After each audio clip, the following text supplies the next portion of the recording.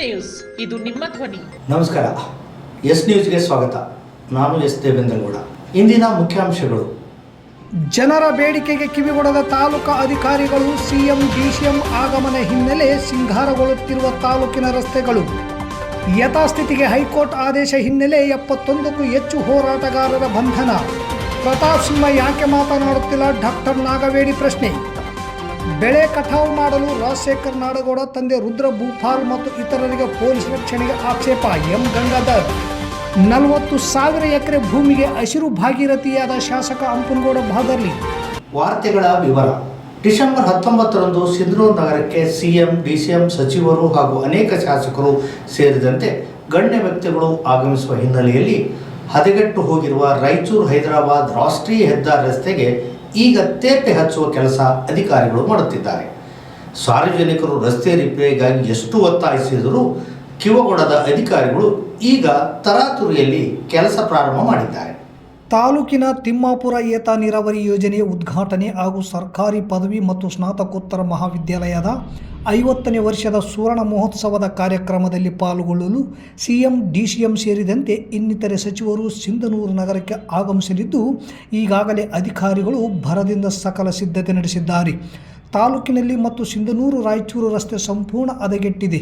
ಮುಖ್ಯಮಂತ್ರಿಗಳು ಉಪಮುಖ್ಯಮಂತ್ರಿಗಳು ಏನಾದರೂ ಈ ರಸ್ತೆಗಳನ್ನು ನೋಡಿದರೆ ಚೀಮಾರಿ ಹಾಕುತ್ತಾರೆಂಬ ಕಾರಣದಿಂದ ರಸ್ತೆಗಳನ್ನು ರಿಪೇರಿ ಮಾಡುವಂತೆ ಶಾಸಕ ಅಂಪನಗೌಡ ಭಾದರ್ಲಿಯವರು ಅಧಿಕಾರಿಗಳಿಗೆ ಖಡಕ್ಕಾಗಿಯೇ ಸೂಚನೆ ನೀಡಿದ್ದರಿಂದ PWD ಇಲಾಖೆಯ ಅಧಿಕಾರಿಗಳು ಹಗಲು ರಾತ್ರಿ ಎನ್ನದೇ ರಸ್ತೆಗಳಿಗೆ ತೇಪೆ ಹಚ್ಚುವ ಕೆಲಸ ಮಾಡುತ್ತಿದ್ದಾರೆ. ಇಲಾಖೆ ಅಧಿಕಾರಿಗಳನ್ನು ಮಾತನಾಡಿಸಿದಾಗ ರಸ್ತೆಗಳು ವಾಹನಗಳ ಸಂಚಾರವಾಗದಷ್ಟು ಕೆಟ್ಟು ಹೋಗಿದ್ದು ತಾತ್ಕಾಲಿಕವಾಗಿ ರಿಪೇರಿ ಮಾಡುತ್ತಿದ್ದೇವೆ ಎನ್ನುತ್ತಿದ್ದಾರೆ. ಇದಕ್ಕೂ ಮುಂಚೆ ಸಾರ್ವಜನಿಕರು ಅನೇಕ ಸಲ ರಸ್ತೆ ರಿಪೇರಿ ಮಾಡುವಂತೆ ಮನವಿ ಸಲ್ಲಿಸಿದರೂ ಕೂಡ ಕ್ಯಾರೆ ಎನ್ನದ ಅಧಿಕಾರಿಗಳು ರಾಜ್ಯದ ಮುಖ್ಯಮಂತ್ರಿ ಬರುತ್ತಿದ್ದಾರೆ ಎಂಬ ಭಯದಿಂದ ಮತ್ತು ಅದೇ ಮಾರ್ಗವಾಗಿ ತಿಮ್ಮಾಪುರ ಏತ ನೀರಾವರಿ ಉದ್ಘಾಟನೆಗೆ ಸಂಚರಿಸುವುದರಿಂದ ಅಧಿಕಾರಿಗಳು ಮೈಚಳಿ ಬಿಟ್ಟು ಓಡಾಡುತ್ತಾ ರಸ್ತೆಗಳಿಗೆ ತೇಪೆ ಹಚ್ಚುವ ಮೂಲಕ ಅಂದ ಚಂದದಿಂದ ಸಿಂಗಾರಗೊಳಿಸುತ್ತಿದ್ದಾರೆ ಎಂದು ಸಾರ್ವಜನಿಕರು ಮಾತನಾಡಿಕೊಳ್ಳುತ್ತಿದ್ದಾರೆ. ಜವಳಗೇರ ನಾಡಗೌಡರ ಹೆಚ್ಚುವರಿ ಭೂ ಹಂಚಿಕೆಗಾಗಿ ಒತ್ತಾಯಿಸಿ 70 ದಿನಗಳಿಂದ ಅನಿರ್ದಿಷ್ಟ ಹಗಲು ರಾತ್ರಿ ಹೋರಾಟ ಮಾಡುತ್ತಿರುವ 71 CPIML ರಿಜಿಸ್ಟ್ರಾರ್ ಹಾಗೂ ಕರ್ನಾಟಕ ರೈತ ಸಂಘದ ನೇತೃತ್ವದ ಭೂಹೀನ ಜನರನ್ನು ಪೊಲೀಸರು ಬಂಧಿಸಿದ್ದಾರೆ. ಹೈಕೋರ್ಟ್ ಯಥಾಸ್ಥಿತಿ ಕಾಪಾಡಲು ಆದೇಶಿಸಿರುವ ಹಿನ್ನೆಲೆಯಲ್ಲಿ ಈ ಬಂಧನ ಎಂದು ತಿಳಿದುಬಂದಿದೆ. ಹೋರಾಟ ಹಮ್ಮಿಕೊಂಡಿದ್ದ ಸ್ಥಳದಲ್ಲಿ ನಾಡಗೌಡರು ಭತ್ತ, ಜೋಳ, ಕಡಲೆ ಬೆಳೆದಿದ್ದರು. ಈ ಬೆಳೆಯನ್ನು ಕಟಾವು ಮಾಡಲು ಮುಷ್ಕರ ನಿರತ ಭೂರಹಿತರು ಅಡ್ಡಿಪಡಿಸಿದ್ದರು ಎಂದು ನಾಡಗೌಡ ಕುಟುಂಬ ಆರೋಪಿಸಿದ ಹಿನ್ನೆಲೆ ಪ್ರಕರಣ ರಾಜ್ಯ ಹೈಕೋರ್ಟ್ ಮೆಟ್ಟಿಲೇರಿತ್ತು. ಪ್ರಸ್ತುತ ಪ್ರಕರಣವನ್ನು ವಿಚಾರಣೆ ಮಾಡಿರುವ ರಾಜ್ಯ ಹೈಕೋರ್ಟ್ ವಿವಾದಿತ ಪ್ರದೇಶದಲ್ಲಿ ಯಥಾಸ್ಥಿತಿಯನ್ನು ಕಾಯ್ದುಕೊಳ್ಳುವಂತೆ ಹೇಳಿದ ಹಿನ್ನೆಲೆಯಲ್ಲಿ ಸ್ಥಳಕ್ಕೆ ನೂರಾರು ಪೊಲೀಸರೊಂದಿಗೆ ಧಾವಿಸಿದ ತಹಶೀಲ್ದಾರ್ ಅರುಣ್ ಕುಮಾರ್ ದೇಸಾಯಿ, ಎಸಿ ಅವಿನಾಶ್ ಶಿಂದೆ ಅವರು ಕಳೆದ 70 ದಿನಗಳಿಂದ ಜಮೀನಿನಲ್ಲಿದ್ದ ಮುಷ್ಕರ ನಿರತರನ್ನು ಬಂಧಿಸಲಾಗಿದೆ. ಮುಷ್ಕರ ನಿರತರಿಗೆ ಹೈಕೋರ್ಟ್ ಆದೇಶದ ಕುರಿತು ಮನವರಿಕೆ ಮಾಡಿಕೊಡಲಾಯಿತು. ಈ ಸಂದರ್ಭದಲ್ಲಿ DYSP BS Talawar, inspector Durgappa, CPI Veerareddy ಸೇರಿದಂತೆ 100ಕ್ಕೂ ಹೆಚ್ಚು ಜನ ಪೊಲೀಸರು ಈ ಸಂದರ್ಭದಲ್ಲಿ ಹಾಜರಿದ್ದರು. ಅಂತಾನೆ ಸರ್ಕಾರದ ಪರವಾಗಿ ನಾವು ಅಡ್ವೊಕೇಟ್ ಜನರಲ್ ಅವರಿಗೆ ಪ್ಯಾರಾವೈಸ್ ರಿಮಾರ್ಕ್ಸ್ ರೆಡಿ ಮಾಡ್ತಾ ಇದ್ದೀವಿ. ಅವೆಲ್ಲ ಡಾಕ್ಯುಮೆಂಟ್ಸು ಕೋರ್ಟಿಗೆ ಬರೆದು ತರಿಸ್ಕೊತಾ ಇದ್ದೀವಿ. ನಾವು ಇನ್ನೊಂದು ವಾರದಲ್ಲಿ ಕೊಡ್ತೀವಿ. ಅದು ಕೋರ್ಟಲ್ಲಿ ಇತ್ಯರ್ಥ ಆಗಬೇಕು. ನಾವು ನಿಮಗೂ ಗೊತ್ತಿದೆ ಕಾನೂನು. ಕೋರ್ಟಿನ ಉಚ್ಚ ನ್ಯಾಯಾಲಯದ ಕೊಡುತ್ತೆ. ಹೈಕೋರ್ಟೇ ನ್ಯಾಯಾಲಯ ಕೊಡಬೇಕು. ಅದೇ ನಾನು ಹೇಳ್ತಾ ಇದ್ದೀನಿ, ಟ್ರಿಬ್ಯುನಲ್ ಇರಲಿ ಹೈಕೋರ್ಟ್ ಇರಲಿ, ನಾವು ಗವರ್ಮೆಂಟ್ ಪರವಾಗಿ ವಾದ ಮಾಡ್ತೀವಿ ಅಷ್ಟೇ. ಮತ್ತೆ ನಾವು ಇದುವರೆಗೂ ವಾದ ಮಾಡಿದ್ರೆ ಈ ಪರಿಸ್ಥಿತಿ ಇಲ್ಲ. ನೋಟಿಸ್ ಹೇಳಿದ್ದೀನಿ ನಿಮ್ಗೆ. ನೋಟಿಸಸ್ ಕೇಳಿ ನೋಟಿಸ್ ಡೇಟ್ ಕೂಡ ನಿಮ್ಗೆ ಗೊತ್ತಿದೆ. ನಾವು ಟ್ರಿಬ್ಯುನಲ್ ಅಲ್ಲಿ ನೋಟಿಸ್ ಅವರಿಗೆ ಕೊಟ್ಟಿದ್ದು ನೀವು ನೆನಪು ಮಾಡಿದ್ದಲ್ಲ. ನೀವು ಕೊಟ್ಟಿರೋದು 2 ತಿಂಗಳಿಂದ. ನಾವು ನೋಟಿಸ್ ಡಿಸೆಂಬರ್ 2022ರಲ್ಲಿ ಕೊಟ್ಟಿದ್ದೀವಿ. 40 ವರ್ಷ ಹಿಯರಿಂಗ್ ಆಗದೆ ಇರೋದು ಫಸ್ಟ್ ಟೈಮ್ ನಾವೇ ಮಾಡಿದೀವಿ, ಇನಿಷಿಯೇಟ್ ಮಾಡಿದೀವಿ. ಅಷ್ಟೊತ್ತಿಗೆ ಎಲೆಕ್ಷನ್ ಬಂತು, ಟ್ರಿಬ್ಯುನಲ್ ಡಿಸಾಲ್ವ್ ಆದವು. ಮತ್ತೊಂದ್ಸಲ ಈಗ ಹೊಸ ಸರ್ಕಾರ ಬಂದ್ಮೇಲೆ ಮತ್ತೆ ಟ್ರಿಬ್ಯುನಲ್ ಅಸ್ತಿತ್ವಕ್ಕೆ ಬಂದ್ಮೇಲೆ ಮತ್ತೆ ವಿಚಾರಣೆ. ನಿಮಗೆ ರಿಕ್ವೆಸ್ಟ್ ವಿನಂತಿ ಮಾಡ್ತಿರೋದು, ನಮ್ಮನವರೆಗೆ ಹೋಗಂತ ಎಲ್ಲಿ ಕೋರ್ಟ್ ಆರ್ಡರ್ ಇಲ್ಲ. ಬೆಳೆ ರಕ್ಷಣೆಗೆ ಇದ್ದಂತೆ ನೀವೇನು ತೋರಿಸಿದ್ರಿ, ನೀವು ಹಾಕಿ ಹೈಕೋರ್ಟಲ್ಲಿ ಇನ್ನೊಂದು ವಾರ ತಡೀರಿ. ನೀವು ಪಾರ್ಟಿ ಆಗಿ ನಮ್ಮನ್ನು ಪಾರ್ಟಿ ಮಾಡಿಲ್ಲ. ಯಾರು ಅಡ್ಡಿಪಡಿಸೋರು? ನಾವು ಯಾರು ಗಂಗಾಧರ ಅಡ್ಡಿಪಡಿಸ್ತಾನೋ, ಮಲ್ಲಮ್ಮ ಅಡ್ಡಿಪಡಿಸ್ತಾನೋ, ಕಲ್ಲಮ್ಮ ಅಡ್ಡಿಪಡಿಸ್ತಾನೋ, ಇನ್ನೊಬ್ಬರು ಅಡ್ಡಿಪಡಿಸ್ತಾನೋ? ಯಾರು ಇಲ್ಲ, ಪಾರ್ಟಿ ಇಲ್ಲ. ಯಾಕೆ ದಿಕ್ಕಿಲ್ಲ ತರ ಮಾಡಿ ನೀವು. ನಿಮಗೆ ಅರ್ಜಿ ಕೊಟ್ಟು ನಾವು ಕುಂತ್ರೆ ನೀವೇ ನಮ್ಮ ಮಂದಿ ಅಂತ ಅನ್ವಲ್ರಿ, ಸರ್ಕಾರ ಮಂದಿ ನಮ್ಮ ಅಂತ ಅನ್ವಲ್ರಿ. ಓಟ್ ಹಾಕಿ ನೆನಪಾತೀವಿ ನಾವು. ID ಕಾರ್ಡ್ ನೆನಪಾಗ್ತದೆ, ಆಧಾರ್ ಕಾರ್ಡ್ ನೆನಪಾಗ್ತದೆ. ಈ ಟೈಮ್ನಾಗ ಯಾರು ಭೂಮಿ ಕೇಳಿದಾಗ ಯಾರು ನೆನಪಾಗ್ಲಿಲ್ಲ. ಕಾನೂನಲ್ಲಿ ವೈವಲೇಷನ್ ಆಗ್ತಿದೆ, ಟ್ರಿಬ್ಯುನಲ್ ವೈವಲೇಷನ್ ಆಗ್ತಿದೆ. ಇದನ್ನೆಲ್ಲ ಪೋಷಣೆ ಮಾಡಿದೀವಿ, ರಕ್ಷಣೆ ಮಾಡಿದೀವಿ. ಅವು ಕಡೆ ಸತ್ಯ ಸಾವಾಗಿದ್ದೀವಿ. ನಿಮ್ಗೆ ಹಾಸ್ಪಿಟಲ್ ಕೆಲವರು ಅಂತ ಸ್ಥಿತಿ ನಿರ್ಮಾಣ ಆಗಿದೆ. 3-4 ಪೇಷಂಟ್ ಹಾಸ್ಪಿಟಲ್ ಅಡ್ಮಿಟ್ ಇದೇವೆ. ನಿನ್ನ ನಾವು ಈ ಚಳಿ ಬೆಳೆದು ಬೆಚ್ಚಗ ಬಿಲ್ಡಿಂಗ್ ಅಲ್ಲೇ ಮಲಗಕ್ಕಾದ ಸ್ಥಿತಿ ಈ ಚಳಿ. ಈ ಸ್ಥಿತಿ ಇರೋದ್ರಿಂದ ರಿಕ್ವೆಸ್ಟ್ ಮಾಡ್ತಿದ್ದೀನಿ, ಟೈಮ್ ಕೊಡಿ, ರಕ್ಷಣೆ ನಮಗೆ ಕೊಡಿ. ರಕ್ಷಣೆ ಸರ್ಕಾರಕ್ಕೆ ಸರ್ಕಾರ ರಕ್ಷಣೆ ಕೊಳ್ಳಾರ ಸ್ಥಿತಿ ನಿರ್ಮಾಣ ಆಗಿದೆ ಈ ಒಂದು ಕೇಸಲ್ಲಿ. ನಮ್ಗೆ ಏನು ಬಂದು ಉತ್ತರ ಹಾಕಿ ಅಥವಾ ನೆಕ್ಸ್ಟ್ ಡೇಟ್ ನಾವು ಕೊಡ್ತಾ ಇದೀವಿ ಆವಾಗ ಬಂದು ಇದು ಹಾಕಿ ಅಂತ ಇಲ್ಲ. ಈಗ ಅವರು ಡೈರೆಕ್ಟ್ ಆರ್ಡರ್ ಕೊಟ್ಟಿದ್ದಾರೆ. ಮತ್ತೆ ನಾವು ಮುಂದೆ ಈಗ ಹೋಗಿ ಅಲ್ಲಿ ಪ್ಯಾರಾವೈಸ್ ಅಬ್ಜೆಕ್ಷನ್ ನಾವು ಸರ್ಕಾರ ಪರವಾಗಿನೇ ಹಾಕ್ತೀವಿ. ಸೊ ಅದಕ್ಕೆ ನಿಮಗೆ ಒಂದೇ ಒಂದು ರಿಕ್ವೆಸ್ಟ್, ನಾವು ಹೈಕೋರ್ಟ್ ಅಲ್ಲಿ ಇರಲಿ ಅಥವಾ ಟ್ರಿಬ್ಯುನಲ್ ಅಲ್ಲಿ ಇರಲಿ, ನಾವು ಏನು ನ್ಯಾಯ ಇದರ ಪರವಾಗಿ ಇರ್ಬೋದು ಅಥವಾ ಪ್ರೊಸೀಜರ್ ಪ್ರಕಾರ, ಕಾಯ್ದೆ ಕಾನೂನು ಪ್ರಕಾರ ಇರ್ಬೋದು, ಅದು ನಾವು ಈ ಪ್ರಶ್ನೆಯನ್ನ ಅಥವಾ ಈ ಏನು ಸಮಸ್ಯೆ ಇದೆ ಅದನ್ನ ಬಗೆಹರಿಸುವ ನಾವು ಆದಷ್ಟು ಪ್ರಯತ್ನ ಮಾಡೋಣ. ಇಡೀ ಪ್ರಪಂಚ ಬೆಚ್ಚಿ ಬೀಳುವ ಹಾಗೆ ನಮ್ಮ ದೇಶದಲ್ಲಿ ನಿನ್ನೆ ಘಟನೆ ನಡೆದಿದೆ. ದೇಶದ ಹೃದಯ ಆಗಿರುವ ಲೋಕಸಭೆ ಒಳಗೆ, ಸಂಸತ್ ಒಳಗೆ ದುಷ್ಕರ್ಮಿಗಳು, ಭಯೋತ್ಪಾದಕರು ಒಳನುಗ್ಗಿದ್ದಾರೆ. ಆದರೆ ಈ ಕುರಿತು ಪ್ರತಾಪ್ ಸಿಂಹ ಯಾಕೆ ಮಾತನಾಡುತ್ತಿಲ್ಲ? ಮೌನ ಏಕೆ? ಈ ಘಟನೆ ಸಂಬಂಧ ಹೊಸ ಕತೆ ಬರೆಯುತ್ತಿರಬೇಕು. ಕಟ್ಟುಕತೆ ಬರೆಯುವುದರಲ್ಲಿ ಅವರದು ಎತ್ತಿದ ಕೈ ಎಂದು ನಾಗವೇಣಿಯವರು ಕುಟುಕಾಗಿತ್ತು. ಭಯೋತ್ಪಾದಕರು ಎಂದು ಯಾಕೆ ಬಳಸುತ್ತೇನೆಂದರೆ, ಒಂದು ಮಾಲ್ ಒಳಗಡೆ ಪ್ರವೇಶಿಸಬೇಕೆಂದರೆ 2-3 ಸಲ ಚೆಕ್ ಮಾಡಿ, ಬ್ಯಾಗುಗಳನ್ನು ಚೆಕ್ ಮಾಡಿ, ಮುಟ್ಟಿ ನೋಡಿ ಒಳಗಡೆ ಬಿಡುತ್ತಾರೆ. ಅಂಥದ್ದರಲ್ಲಿ ಸಂಸತ್ತು ಒಳಗಡೆ ಸರಿಯಾಗಿ ಚೆಕ್ ಮಾಡದೆ ಬಿಟ್ಟಿರುವುದನ್ನು ಭಾರತೀಯಳಾಗಿ ಇದನ್ನು ನಾನು ಖಂಡಿಸುತ್ತೇನೆ. ಸಂಸತ್ ಸದಸ್ಯರು ಕುಳಿತಿರುವಂಥ ಜಾಗದಲ್ಲಿ ನೆಗೆದು ಕಲರ್ಸ್ ಪ್ಲಾಸ್ಗಳನ್ನು ಮಾಡಿ, ಕೆಮಿಕಲ್ಸ್ಗಳನ್ನು ಹಾರಿಸಿ ಎಲ್ಲವನ್ನೂ ಮಾಡಿದ ಕೃತ್ಯ ನಿಜವಾಗಿ ಭಯೋತ್ಪಾದನೆ ಕೃತ್ಯವಾಗಿದೆ. ಕೃತ್ಯವನ್ನು ಮಾಡಿದಂತಹ ಮನೋರಂಜನ್, ಸಾಗರ್ ಶರ್ಮಾ, ನೀಲಮ್ಮ ಮತ್ತು ಠಾಕ್ರೆ, ಈ 4 ಜನಕ್ಕೆ ಮತ್ತು ಮನೋರಂಜನ್, ಸಾಗರ್ ಶರ್ಮಾ ಏನು ಲೋಕಸಭಾ ಸಂಸತ್ತು ಒಳಗಡೆ ನುಗ್ಗಿದ್ದಾರೆ. ಇವರಿಗೆ ಪಾಸ್ ಕೊಟ್ಟ ಪ್ರತಾಪ್ ಸಿಂಹ ಅವರು ಮೈಸೂರು ಭಾಗದ ಸಂಸದರು. ಈ ಕೃತ್ಯ ಮಾಡಿದವರು ಕೂಡ ಮೈಸೂರು ಭಾಗದವರು. ಒಂದು ವೇಳೆ ಕಾಂಗ್ರೆಸ್ MP ಪಾಸ್ ಏನಾದರೂ ಕೊಟ್ಟಿದ್ದರೆ ಪ್ರತಾಪ್ ಸಿಂಹ ಅವರು 100 ಸಲ ಲೈವ್ ಬಂದು ಮಾತನಾಡುತ್ತಿದ್ದರು. ಮಾಧ್ಯಮಗಳಿಗೆ ಕುಮ್ಮಕ್ಕು ಕೊಟ್ಟು ಅಲ್ಲಿ ಸಂಬಂಧ ಇತ್ತು, ಇಲ್ಲಿ ಸಂಬಂಧ ಇತ್ತು ಎಂದು ಹುದ್ದ ಪುಂಗಿ ಹೂತುತ್ತಿದ್ದರು. ಆದರೆ ಜವಾಬ್ದಾರಿಯುತ ಸಂಸದರಾಗಿದ್ದರೆ ತಪ್ಪಾಗಿದೆ ಎಂದು ಮೀಡಿಯಾದವರು ಯಾಕೆ ಸುದ್ದಿ ಮಾಡುತ್ತಿಲ್ಲ? ನಿರ್ಮಲಾ ಸೀತಾರಾಮನ್ ಅವರು ಇನ್ನು ಉಳಿದ ಸಂಸದರು ಯಾಕೆ ಕೇಳುತ್ತಿಲ್ಲ? ಪ್ರತಾಪ್ ಸಿಂಹ ಮಾತನಾಡುತ್ತಿಲ್ಲ.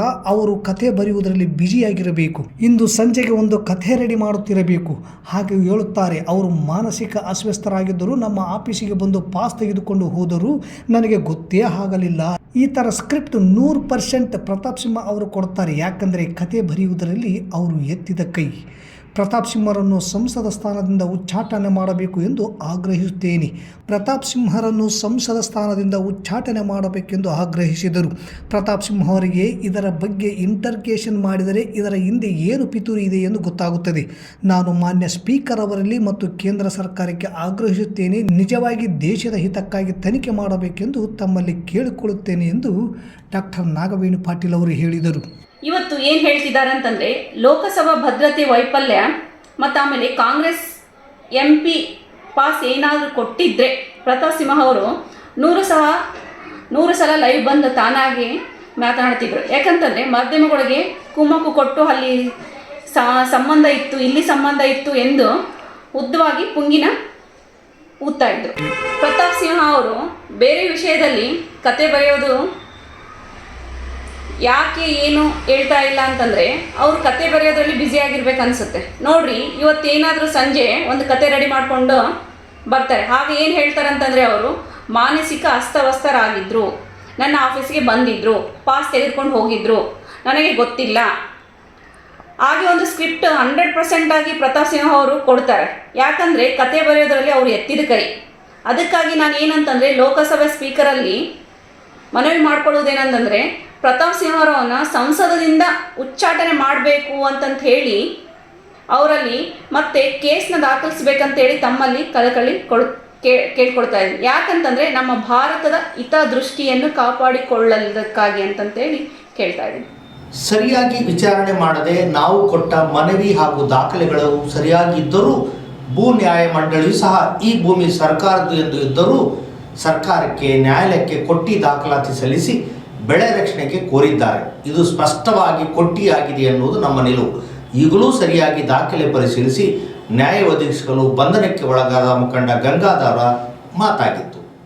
ಗ್ರಾಮೀಣ ಪೊಲೀಸ್ ಠಾಣೆಯಲ್ಲಿ ಬಂಧನಕ್ಕೆ ಒಳಗಾದ ಮುಖಂಡ ಎಂ ಗಂಗಾಧರ್ ಮಾಧ್ಯಮದವರೊಂದಿಗೆ ಮಾತನಾಡುತ್ತಾ, ಕರ್ನಾಟಕ ಸರ್ಕಾರ ಹೆಚ್ಚುವರಿ ಜಮೀನು ಕರ್ನಾಟಕ ಸರ್ಕಾರದ ಒಡೆತನದಲ್ಲಿದೆ. ಸದರಿ ಭೂಮಿಯ ಸಾಗುವಳಿ 31 ಜನ ಭೂಹೀನರದ್ದಾಗಿದೆ. ಸದರಿ ಜಮೀನು ಭೂ ನ್ಯಾಯ ಮಂಡಳಿಯ ಮುಂದೆ ವಿಚಾರಣೆ ಹಂತದಲ್ಲಿದೆ. ರಾಜಶೇಖರ್ ನಾಡಗೌಡ ತಂದೆ ರುದ್ರ ಭೂಪಾಲ್ ನಾಡಗೌಡ ಅವರು ಭೂಮಿಯ ಮಾಲೀಕರಾದ ಸಿದ್ದಲಿಂಗಮ್ಮನ ಕಾನೂನಾತ್ಮಕ ವಾರಸುದಾರರಲ್ಲ. ಇವರು ಸುಳ್ಳು ಹೇಳಿಕೆ ಹಾಗೂ ನಕಲಿ ವಾರಸುದಾರತ್ವ ತೋರಿಸಿ ಉಚ್ಚ ನ್ಯಾಯಾಲಯದಿಂದ ಸಾಗುವಳಿ ಹಾಗೂ ಬೆಳೆ ಕಟಾವಿಗೆ ಪೊಲೀಸ್ ರಕ್ಷಣೆ ಕೋರಿರುತ್ತಾರೆ. ಸರ್ಕಾರಿ ವಕೀಲರು ಕೂಡ ಸಮಯ ಕೇಳಿದ್ದಾರೆ.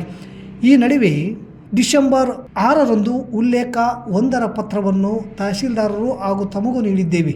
ಮಾನ್ಯ AAG ಕಾರ್ಯಾಲಯದ ಮೂಲಕ ಮಾನ್ಯ ಉಚ್ಚ ನ್ಯಾಯಾಲಯಕ್ಕೆ ಮೆಮೊ ಹಾಕಿ ಅಕ್ಟೋಬರ್ 22 ನವೆಂಬರ್ 18ರ ಆದೇಶವನ್ನು ಪರಿಷ್ಕರಿಸಬೇಕೆಂದು ವಿನಂತಿ ಮಾಡಿಕೊಳ್ಳಲು ಆಗ್ರಹಿಸಿದ್ದೇವೆ.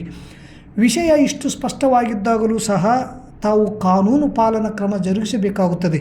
ಅಲ್ಲದೆ ನಕಲಿ ವಾರಸುದಾರರಿಗೆ ಪೊಲೀಸ್ ರಕ್ಷಣೆ ನೀಡುವುದು ತಮ್ಮ ಕರ್ತವ್ಯ ಹಾಗೂ ಕಾನೂನು ಚ್ಯುತಿಯಾಗುತ್ತದೆ ಎಂದು ಈ ಆಕ್ಷೇಪಣಾ ಪತ್ರದ ಮೂಲಕ ತಿಳಿಯಪಡಿಸುತ್ತೇವೆ. ಇಷ್ಟಿದ್ದರೂ ಇಂದು ನಮ್ಮನ್ನು ಬಂಧಿಸಿದ್ದಾರೆ ಎಂದರು. ಕಳೆದ 39-40 ವರ್ಷದಿಂದ ಈ ಮಾಜಿ ಭೂಮಾಲೀಕರಿಗೆ ಆ ಭೂಮಿನ ಅಕ್ರಮ ಸಾಗುವಳಿಗೆ ಇಲ್ಲಿನ ತಾಲೂಕಾಡಳಿತ ಬಿಟ್ಕೊಟ್ಟು ನಾವು ಅರ್ಜಿ ಹಾಕಿ ಕಳೆದ 1 ವರ್ಷದಿಂದ ನಾವು ಅರ್ಜಿ ಹಾಕಿ ಭೂಮಿ ಸಾಗುವಳಿಗೆ ಮುಂದಾಗಿ 70 ದಿನದ ಧರಣಿ ಮಾಡಿದ ಮೇಲೆ ಧರಣಿ ಮುಂದುವರಿಸಿ ಮೇಲೆ ಈ ಮಾಜಿ ಭೂಮಾಲೀಕರು ಹೈಕೋರ್ಟ್ಗೆ ಹೋಗ್ತಾರೆ. ಹೈಕೋರ್ಟಲ್ಲಿ ಏನು ಹೇಳ್ತಾರೆ, ಇದು ನಮ್ಮ ಭೂಮಿ, ನಾವು ವಾರಸ್ದಾರ ಅಂತ ಹೇಳ್ತಾರೆ. ಇವರು ವಾರಸ್ದಾರ ಅನ್ನಲಿಕ್ಕೆ ವಾರಸ್ದಾರ ಅಲ್ಲ ಅಂತೇಳಿ ಸರ್ಕಾರಿಯ ಸಾಕ್ಷಿಗಳೇ ನಮಗೆ ಸಾಕ್ಷಿ ಇದಾವೆ. ಸರ್ಕಾರದ ಕಾಪಿಗಳೇ ಸಾಕ್ಷಿ ಇದಾವೆ. ಸರ್ಕಾರಿ ಹೇಳಿದ್ವಿ, ಭೂ ನ್ಯಾಯ ಮಂಡಳಿ ಹೇಳಿದ್ವಿ. ಇವರು ಸರ್ಕಾರದ ಅನುಗುಣವಾಗಿ ಇವರು ವಾರಸ್ದಾರ ಅಲ್ಲ. ಸಿದ್ದಲಿಂಗಮ್ಮ ವೆಂಕಟರಾವ್ ನಾಡಗೌಡನೇ ಬೇರೆ, ಇವರೇನೇ ಬೇರೆ. ಮಾಜಿ ಏನು ವೆಂಕಟರಾವ್ ನಾಡಗೌಡರು, ಚಂದ್ರಭೂಪಾಲ್ ನಾಡಗೌಡರು ಇವರೇನೇ ಬೇರೆ. ಸಿದ್ದಲಿಂಗಮ್ಮ ಹೇಳ್ತಾರೆ ನನಗೆ ವಾರಸ್ದಾರ ಯಾರಿಲ್ಲ.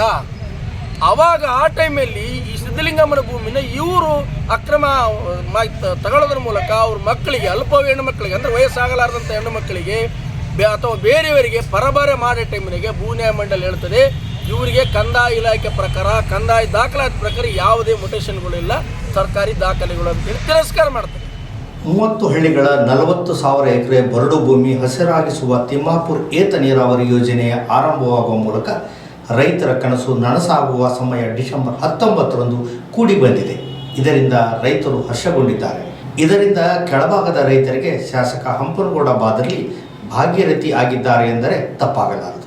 ತುಂಗಭದ್ರಾ ಎಡದಂಡೆ 54ನೇ ಕಾಲುವೆಯ ಕೊನೆ ಭಾಗದ ರೈತರು ಜಮೀನುಗಳಿಗೆ ಸಮರ್ಪಕವಾಗಿ ನೀರು ಒದಗಿಸುವ ಉದ್ದೇಶದಿಂದ ತಿಮ್ಮಾಪುರ ಏತ ನೀರಾವರಿ ಯೋಜನೆಯನ್ನು ಶಾಸಕ ಹಂಪನಗೌಡ ಬಾದರ್ಲಿಯವರು ಪೂಜೆ ನೆರವೇರಿಸಿದ್ದರು.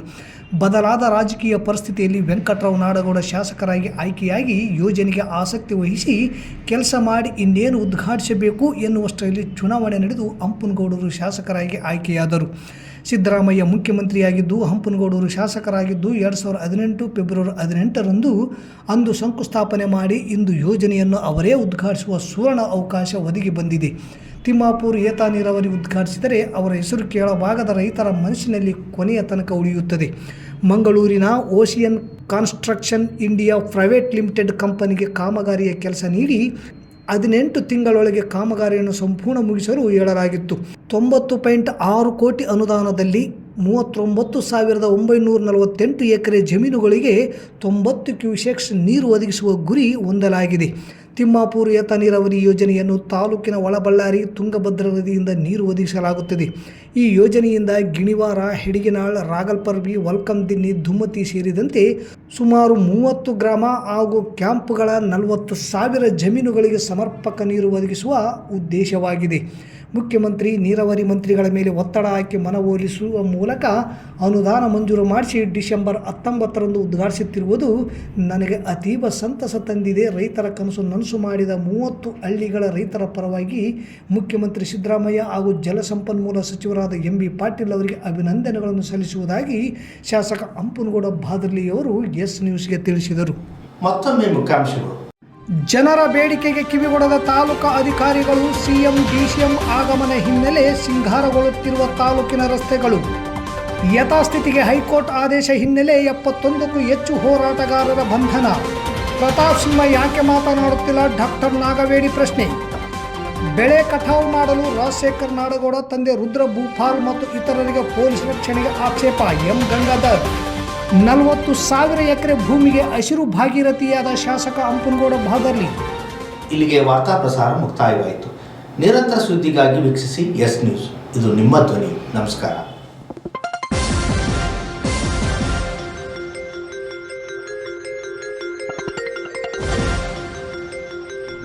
ಎಸ್ ನ್ಯೂಸ್, ಇದು ನಿಮ್ಮ ಧ್ವನಿ.